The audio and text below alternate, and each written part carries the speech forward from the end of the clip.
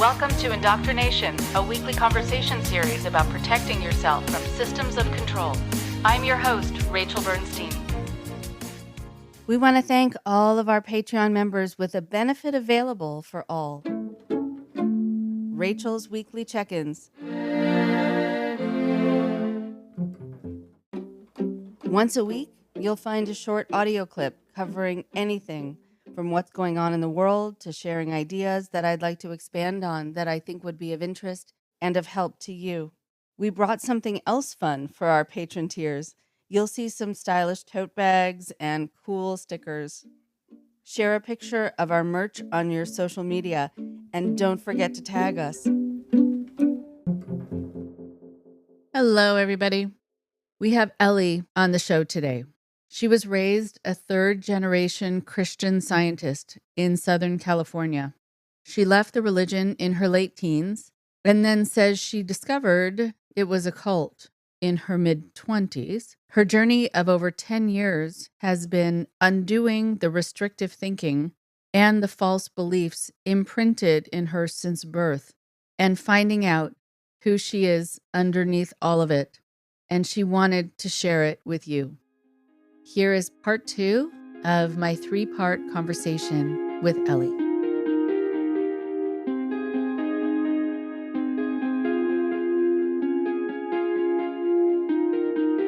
That brings me to the other thing I mentioned, practitioners. Yeah. That is a career where it's a person who prays for healing of others and they get paid. Apparently not a salary, but they get some kind of payment. I think the clients decide how much they pay. And it's an interesting system. I think it's generally over the telephone. There's like a very short training they do, and then they can list their names in like the publications and people can call them for healing. And they talk over the phone sometimes, like a life coach maybe, and the person will share some Bible verses, sign some home verses, and give them some thoughts to pray about. And then the client will pray about them and then call back if they need more help. And that can go on for a long time or it can be brief. They'll call for like emotional struggles too, sometimes worry, stress, decisions. And when people are practitioners, they kind of can become famous and have like a following, people that, have prayed to them or gone to them for healing. And they give lectures. Sometimes they become a lecturer and then they like really have a following. These are people who like the lectures and will go in person to attend lectures. It could be like a big auditorium of people. And so maybe like somewhat of a Christian Science celebrity on some level. There's another job that's a Christian Science nurse. That's scary because the nurses don't use medicine. Wow. So interesting. Okay. About the practitioner, first of all, they give lectures about what? Sometimes they talk about healings. Healings are very popular. And I think they kind of talk about just concepts about spirituality, kind of furthering the teachings of Christian Science. And it's interesting because Christian Science don't have pastors or preachers. So maybe in a way, the lecture is a little bit like that, kind of interpreting and adding a little bit to what's in the books. It's hard to say. I don't think I've been to one. It was usually for adults. I've been to part of one and it just goes kind of like boring religious talk. Okay. And so then back to that same idea that if they pray over someone, but the person doesn't get better, then there's some other explanation for that. Yeah, there's always some explanation, like they need to pray harder or they're not doing it the right way or something like that. Okay, so moving on to the nurses. So tell me about them. Okay, from what I understand, there's also a short training to be a Christian Science nurse. It involves metaphysical training, like how to pray and those kinds of things better. And they're not given any medical training. I think they're taught how to bandage and just basic personal care, because these are people that are going to be in bed sick. They need to feed them, maybe roll them over in bed, help them with the toilet, those kinds of things. I don't know if that's called personal care, but not medical version. And they'll usually do in-home care for people who are sick enough that they can't take care of themselves, or they'll be in a nursing home. Christian Science nursing homes are terrifying. These are people who are so sick that they need medical care, but they're going there and not getting any medical care. A lot of elderly people end up there and they usually die there. I'm just wondering about the nursing that takes place. Maybe it's that kind of feeling of just being cared for spiritually, but it does sound very upsetting. I mean, just to go to any place where people are just slowly declining and suffering. I've been to one once to visit a family member. The nurse was mean. That bothered me. She was just not a nice person. And she yelled, I guess people aren't supposed to show they're in pain or suffering at all in Christian Science. That's discouraged. So if any of them are showing pain or this and that, they would be like, oh, it's not that bad. What are you complaining about? I was like, what? Are you kidding me?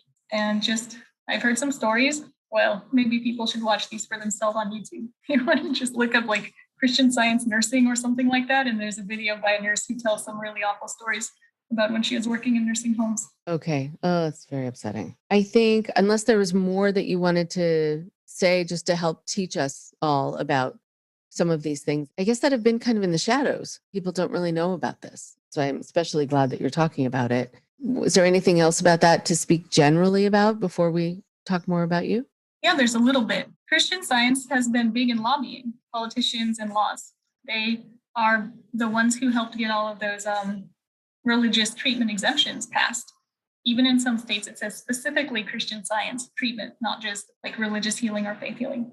The Christian Science Committee on Publications do the lobbying and work on those laws. And the church has had a lot of money in the past, so they were able to do those kinds of things. And so because of that, they've even managed to sometimes get Christian Science nursing homes covered under Medi-Cal or Medicare insurance, even though there's no nursing. That is really interesting. I think about all the things that are not covered. Wow. Okay.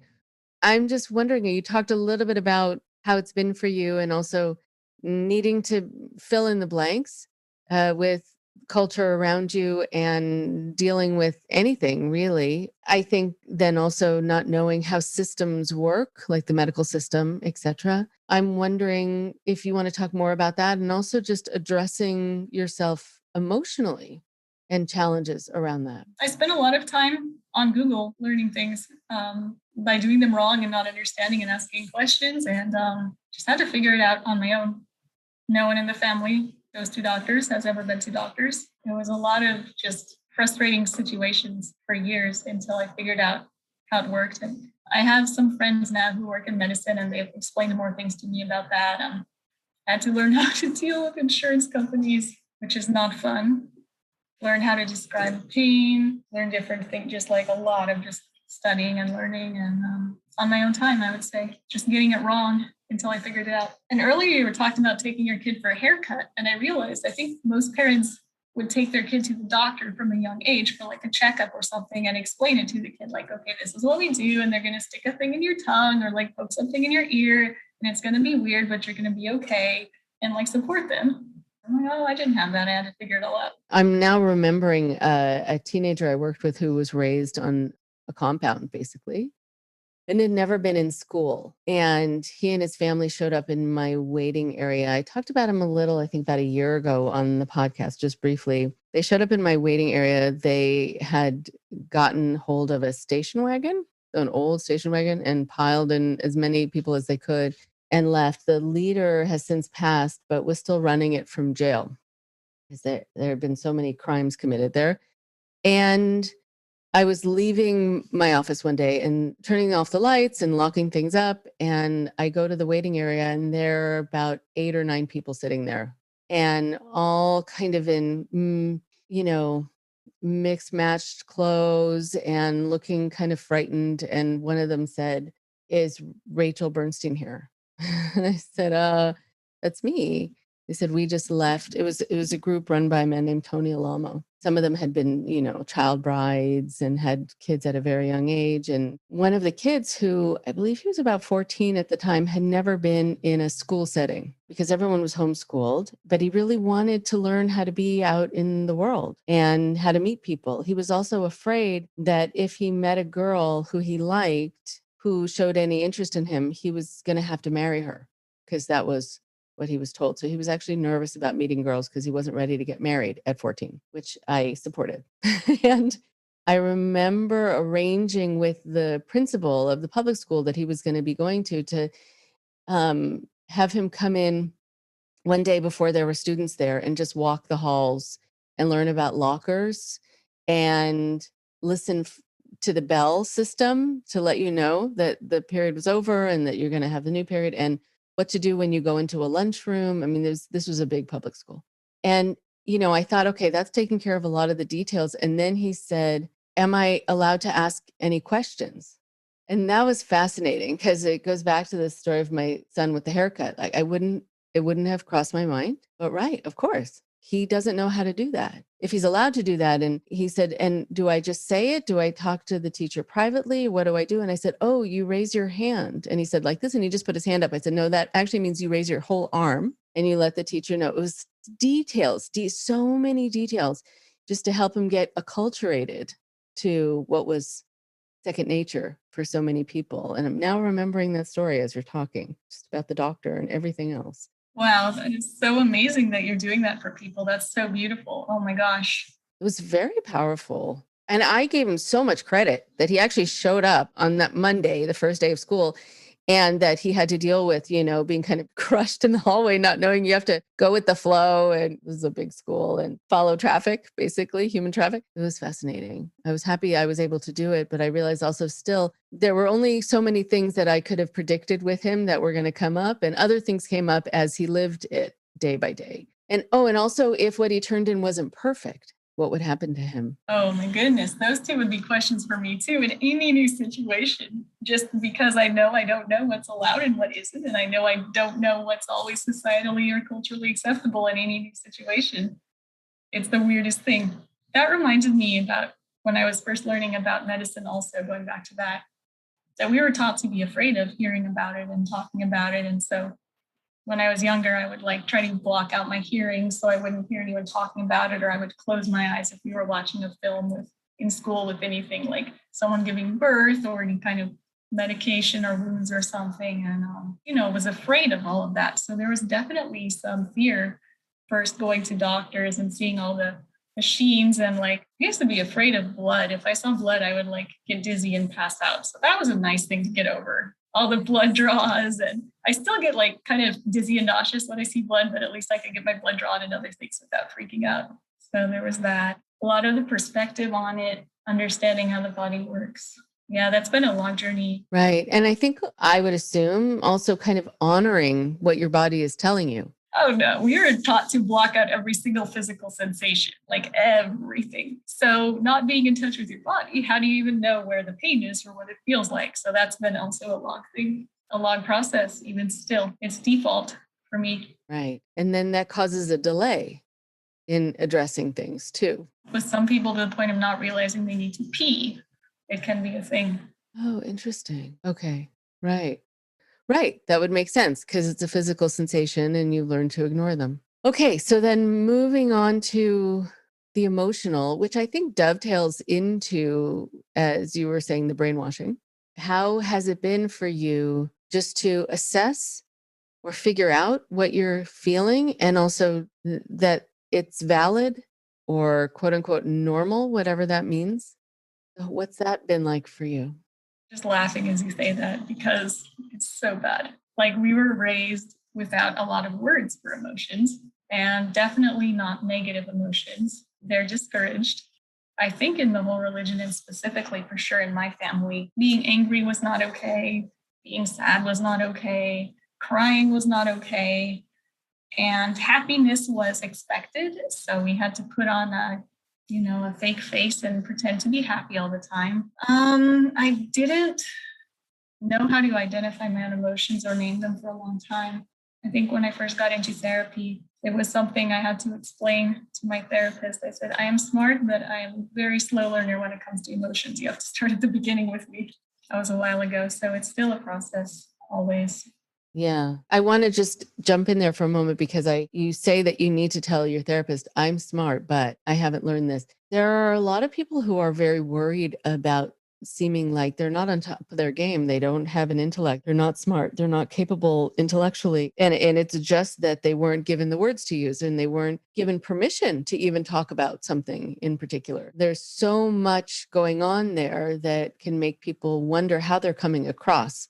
And a lot of people do feel like they need to give disclaimers. I don't want you to think this about me just because I don't know this, because there's intellect and not yet having learned something are not, tied together. It's just that you haven't learned it yet. And so I'm very glad that, you were able to put that into words that can help you kind of feel like now you can begin the process a little bit without having that person see you in a way that's uncomfortable to you. Otherwise, people have no idea. I just look like a typical person. I'm not wearing anything specific. You would say, hey, you're a Hare Krishna, or like, hey, you're a Quaker, or I don't know.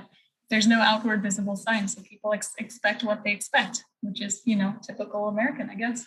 Actually, in that situation, the therapist did not believe that I couldn't identify emotions because I was smart. So I was like, no, I'm serious about this. I'm serious. And then she understood. At this point in my life, I'm not really ashamed to admit what I don't know, unless I'm going to get in trouble for it.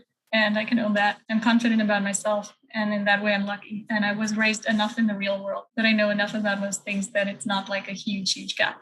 I mean, like versus someone who's raised on a compound or raised completely isolated for society, that's a totally different situation. Oh, yeah. But there are still those things. Oh, most definitely. Most definitely. And I'm glad that you're at a point where you don't feel like you have to hide the fact that you don't know things. I mean, that's how you learn. My kids and my clients know my wording now, where if they ask me something and I say, wow, that's a really interesting question, they know that means I have no idea. I have no idea, but they can guarantee I'm going to research it and I will know by the next time we talk, or we'll research it together. The way people react to that tells you a good thing about them. If someone reacts badly, if someone has judgment and other things, you know right away. And it's like, well, okay, that person is like this. And if someone's like curious or kind and understanding, okay, good, I know that too. Mm-hmm. Right. Just in talking to you, because I've talked to you before, there are times that you approach an idea almost like you're not sure that it's right or that it's on the mark. And then you say something that is so kind of powerful, intellectual, meaningful, but just getting to that point of saying, I don't know, and maybe I shouldn't, or I don't know if this is right. The being unsure of yourself, I'm sure gets built in to the whole experience, and not knowing, because if you are talking about feelings and addressing them, you're going into a realm where you're less sure of yourself and maybe sometimes not wanting to take the risk, but I'm glad you do. So then you started a therapeutic process and needed to clarify things for the therapist about what your capabilities are. And then what was that process like? Slow and painful. Oh, okay. Yeah. I think what's interesting that you mentioned, and then also going back to, is like being unsure about things in terms of, I'm aware that I was taught to believe what I was told and taught to believe authority. And I always approach new ideas with caution. I want to be sure. I want to read about it, research it. I want to try it out for myself. I don't just believe it right away. I try not to. So in that sense, exploring feelings and things, I had to do a lot of that on my own and just practice, I guess. I think a lot of people feel an emotion and they're trying to feel it in their body, and I'm the other way. I'll feel it in my body and try to put words to it. My first emotional language was music, not words. It was the minor and major keys of classical music and the different dynamics and tones and things. So that was the only way I could really express those feelings. Interesting. You mean you would create music, or you would play music? I guess create music at first. I didn't really have things to play it with. I played some instruments, would listen to classical music, that kind of thing. So I identified those feelings. If you listen to a song and it's a very sad song, you can feel it minor keys and kind of slower notes and things. They really do have emotions. So I would identify with those. That's fascinating. Right. If something is dissonant and it does leave you with a certain feeling, if it kind of is a beautiful chord, you feel like, so you can breathe and relax and your shoulders go down and sort of the world feels better. There's a huge connection to emotions. But how interesting that you had to find a way to express your emotions and you did it through music. That's really quite amazing. Just finding another language to use. I think it shows this human need for expression, saying what's true for you, and maybe also hoping that by doing that, you're releasing some of the emotion, or that maybe other people will get it from hearing it. I don't know. It definitely was a release. I don't think I didn't want anyone else to get it. If they did, I would be in trouble. Oh, you'd be in trouble. Okay. So it was just for you. But I'm really glad you found that. All right. So then with the process being slow and painful, just I guess as we kind of wrap things up, just to talk about, not just to talk about the brainwashing, because it's a huge, huge subject, but when people start to talk about their experiences, they will sometimes have it be really crystallized about how they were controlled and that they came to believe certain things, or that they have certain phrases still in their head, or certain things that they're supposed to feel about themselves. So you probably had to explore that, had to make your way through that maze when you were talking to a therapist. And so I'm wondering what you realized about the amount of control and brainwashing. That is all true, what you said. The phrases and the ways of looking at things, and fear of talking about anything that's wrong or negative, and fear of disclosing secrets. That was a big, big problem going to therapy, is that I felt like I would get in trouble for talking about things. And when you say get in trouble, what did you picture happening to you? Hard to explain, I guess. I was always told not to talk about Christian Science at school, or know if they're worried about like possible investigation of child abuse or lawsuit, or just some kind of attention they don't want on the family. It was almost like a mental barrier to talking about it. And so what happened when you first started talking about it? Did you sort of wait for something bad to happen?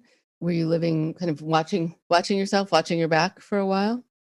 I wasn't really afraid something physical bad would happen. It just felt like in my mind, it felt like that was a place I didn't want to go. I had blocked it off, and I was afraid what would happen if I talked about it. And I also felt like it wasn't safe. And this is the part I can't explain very well, how I felt it wouldn't be safe to talk about it. I don't know. Maybe that last bit of believing in the power of the mind, that like talking about a secret could be harmful to me in some way. I don't even know what way I thought, just in some way. Yeah, I just started slowly. I would just say, okay, I was raised in a cult. Anyway, let's talk about something else. Right, but it makes sense when you're saying you have trouble sort of putting it into words. Certainly going back to what you were saying at the beginning of our conversation about noticing something and addressing it and talking about it makes it real, and maybe makes it worse. And so then, of course, you're going to be worried about doing that. Yeah, I was also afraid that if I went and looked at it and thought about it again, it would take over my brain again. I thought like, oh no, what if it brainwashes me again? What if I like get influenced by those thoughts again? I wanted to make sure I was strong and in a good place and at some distance. These kinds of conversations, I think, are so powerful, hearing this kind of detail, because I want people who are listening, first of all, people who are former members of different groups, I, of course, want them to feel understood. When you get into that level of detail and they haven't heard someone else say it, even though they've been feeling it, it feels really good to know that you're not alone. And I think also for people who have loved ones who have been in these situations or have come out of them, to understand all the minutia, the details, the things that block someone being able to move forward or make them scared of saying certain things or talking about things in any way. And so now to have a sense about so much of the programming in your mind and what it does to prohibit and inhibit, and to be able to just move forward with it and say, I'm actually going to need to do this because there's something inside of me that's saying I need to do this. And I have to just deal with the anxiety that's coming up. But I guess the only way you find out if you're not going to succumb to the thinking again or programming again is to take this risk. And it's a big risk. So I give you a lot of credit for doing it. I love that you said prohibit and inhibit. That's so good. There's a lot. Most of Christian Science is that mental motion, mental brainwashing and programming, versus other cults where I feel like there's more external focus. So that would be a lot.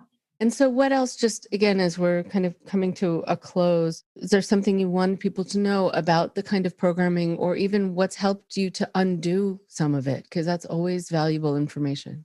I would say talking to a lot of people with different beliefs and finding out what the possibilities and options are, exploring other beliefs carefully to be sure that I'm not getting brainwashed. And I prefer reading rather than talking to people or going to lectures and things, because it's easier to avoid being influenced by reading than other things. I'm not sure why. Something about there's no nonverbals, I guess. When the ideas and thoughts come up, I question it. Is this real? Is this true? Does anyone else think this way? Wait, no, they don't. Okay, it's probably a belief I should look at, because it's probably from my upbringing. And like maybe what I want, where do I want to go? How do I want to feel? What do I want to be able to do? A lot of trial and error. Oh my goodness. Yeah.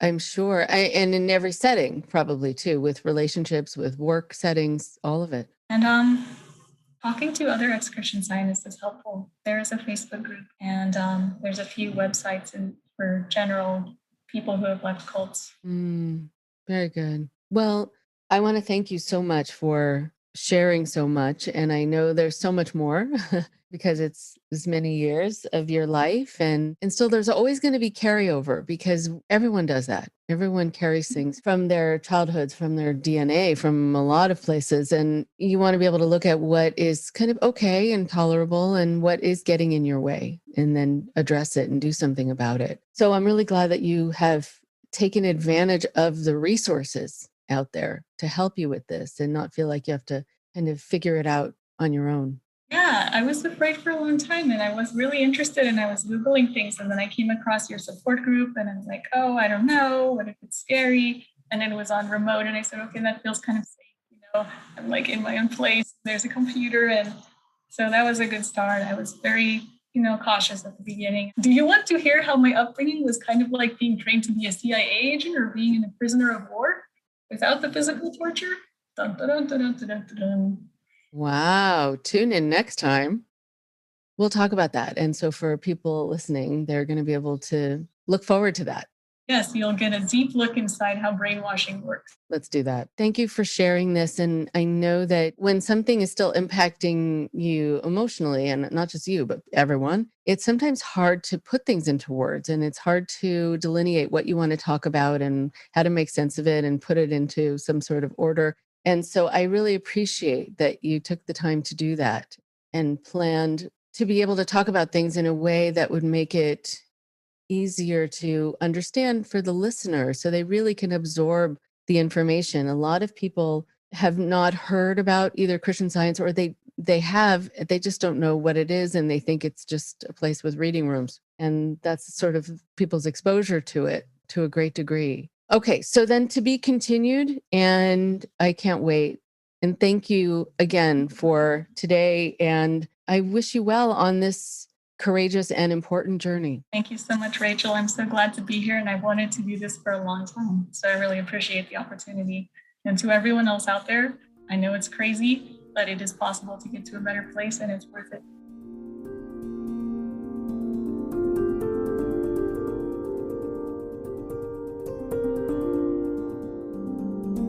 One more thing before you go.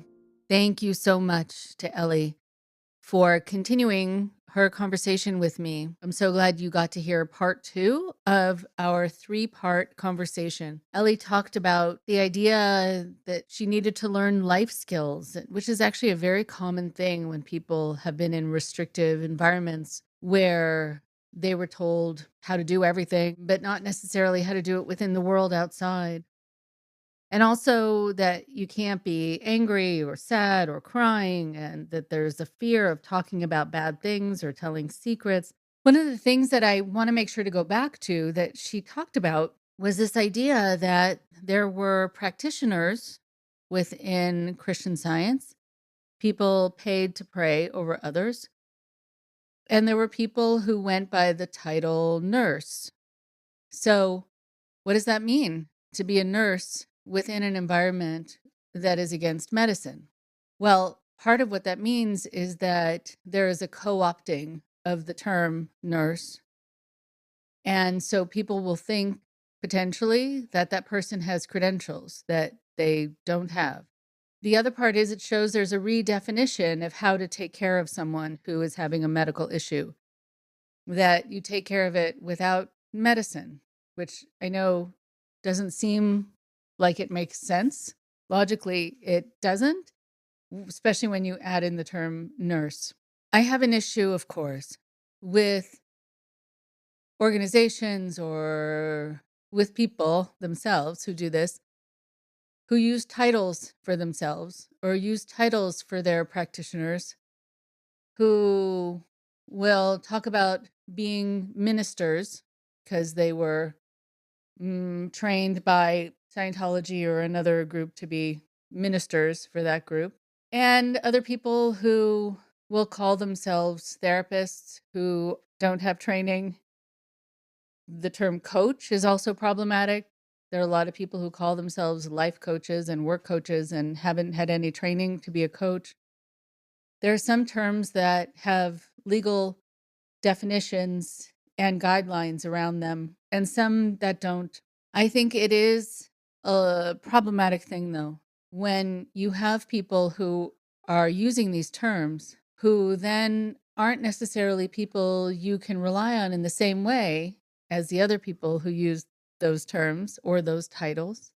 And the problem, of course, I think, that comes to my mind is that when you know that you're with someone who has a particular title, you can feel a little more rest assured that they know what they're doing. And it can slow down your ability or your wish, even your interest in looking elsewhere for help because you think this person with this title is able to help you. And so one of the other reasons that I have a problem with people calling themselves nurses and other sorts of things is that there is this idea of a mandated reporter. There are people within certain areas of specialization, people who are therapists, people who are doctors, people who are nurses, people who are psychiatrists, psychologists, teachers, clergy, many others who are mandated reporters. People who, when they see that there has been abuse or neglect, that they need to make a report. They need to do what they can to get the agencies who need to be informed so that they can jump in and help, even though those agencies aren't always so helpful, honestly. But still, they have sometimes really saved people's lives. And so you could be reporting abuse, not that you would, according to the way Elli talks about not talking about bad things, but let's say someone did get the courage to report to someone who calls themselves a nurse that they're being abused or they're going through medical neglect, and then the nurse has no obligation to treat you in the way that would be medically prudent, to check you out, or to report anything to anyone. And so it seems like it all ends there. And I think that that is not right, and it's not responsible. I don't want people to be in a situation where they're trusting the wrong people. And don't fall back on just hearing someone's title. Do your research, as I often say. Find out if they are credentialed or licensed. Find out if they went to school for this. See if you can see their diploma or a copy of their license. See if they have initials after their name. That's not to say that people who don't have licenses or credentials can't be talented at what they do. That's not at all to say that. But if you're going to go ahead and call yourself something, it would be like me calling myself an attorney, and I've never been to law school. There are some things you just shouldn't do. And there are things that you don't have the right to call yourself. And so one of the worst feelings is putting yourself in someone else's hands, putting your trust in their hands, and doing ultimately kind of a spiritual or medical trust fall, falling backwards, assuming the person with the title or the credentials or that label will catch you. But they're under no obligation to do so. Make sure that the people around you will catch you if you fall. Talk to you next week. Thank you very much for listening. Please support Indoctrination on Patreon at patreon.com/indoctrination. Be sure to give us a follow on our social media. Find us on Facebook and Instagram using @indoctrination_podcast. And for Twitter, find us at @_indoctrination. We love hearing from you too. So send us an email at indoctrinationshow@gmail.com. And for more updates on the show, visit our website at www.podpage.com/indoctrination.